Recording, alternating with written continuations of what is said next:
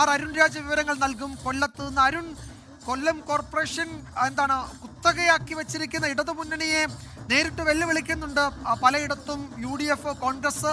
എന്താണ് കൊല്ലത്തെ കോർപ്പറേഷനിലും അതിനു പുറത്തുമൊക്കെയുള്ള രാഷ്ട്രീയ സാഹചര്യം?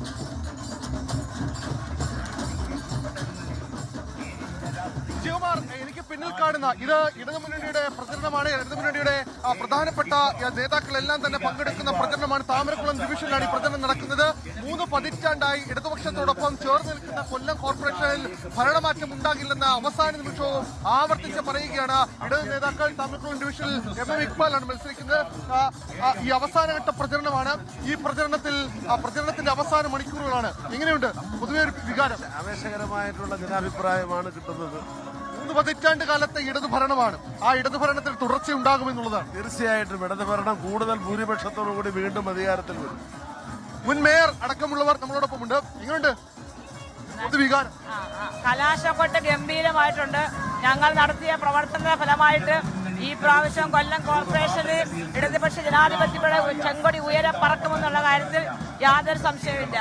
ഈ ഡിവിഷൻ നടന്നു തീർക്കുകയാണ്, നടന്നുകൊണ്ട് പ്രചരണത്തിന്റെ ഭാഗമാവുകയാണ്. അത് ഓരോ ഇടങ്ങളിലും നമുക്ക് പിന്നിൽ ഇപ്പോൾ ഇതേ ഡിവിഷനിൽ തന്നെ BJPയുടെ പ്രചരണം കൂടി എത്തുന്നുണ്ട്. അങ്ങനെ 2 പ്രചരണങ്ങൾ കൂടി. അത് പൊതുവായി ഒരിടത്ത് കേന്ദ്രീകരിക്കുന്നില്ല. ഡിവിഷനിൽ മുഴുവൻ ജനങ്ങളുടെ ഒരു വലിയ ഒരു സ്വാധീനം ഉണ്ടാക്കുന്നു. ജനങ്ങളെ ചേർത്ത് നിർത്തുന്നു.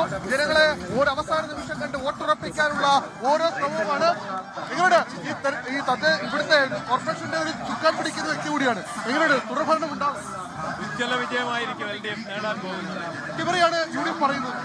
UDF 10 2 തേക്കില്ല. UDF എല്ലാ തവണയുള്ള BJP കഴിഞ്ഞ തവണ 6 കിട്ടിയത്. ഇത്തവണ അതിന്റെ പകുതി പോലും ഉണ്ടാവില്ല. BJPയെ തൂത്തെറിയും. LDF ഉജ്ജ്വല വിജയം നേടും.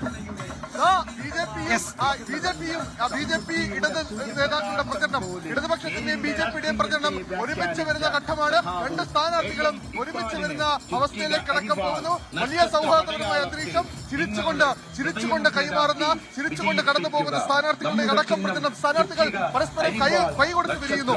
ഈ പ്രചരണം വലിയ ആവേശത്തിലേക്ക് പോകുമ്പോൾ അതിനെപ്പോഴും സ്നേഹവും അത് സൗഭാഗ്യവും സൗഹൃദവും എല്ലാം പങ്കുവെച്ചാണ് ഈ തെരഞ്ഞെടുപ്പിന്റെ അതൊരു അരുൺ പറഞ്ഞതുപോലെ അതൊരു നല്ല കാഴ്ചയാണ്. അവിടെ BJPയുടെയും LDFന്റെയും പ്രചാരണ ജാഥകൾ, പദയാത്രകൾ പരസ്പരം മുഖാമുഖം കണ്ട് സ്ഥാനാർത്ഥികൾ അങ്ങോട്ടും ഇങ്ങോട്ടും ഷേക്ക് ഹാൻഡ് കൊടുത്ത് അഭിവാദ്യം അർപ്പിച്ച് പ്രവർത്തകർ പരസ്പരം ആശംസകൾ അറിയിച്ച് അങ്ങനെ കടന്നു പോവുകയാണ്. അവിടെ BJPയും CPMന്റെയും പ്രചാരണ യാത്രകളാണ് ഒരുമിച്ച് മുഖാമുഖം വന്നത്.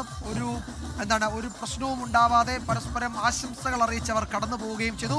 ലോകത്തെവിടെയായാലും ഏത് സമയത്തും 24 വാർത്തകളും ഓഗ്മെന്റഡ് റിയാലിറ്റി പാക്കേജുകളും എക്സ്പ്ലെയിനറുകളും വിശദമായി കാണാൻ ഞങ്ങളുടെ YouTube ചാനൽ നിങ്ങൾക്ക് സബ്സ്ക്രൈബ് ചെയ്യാം.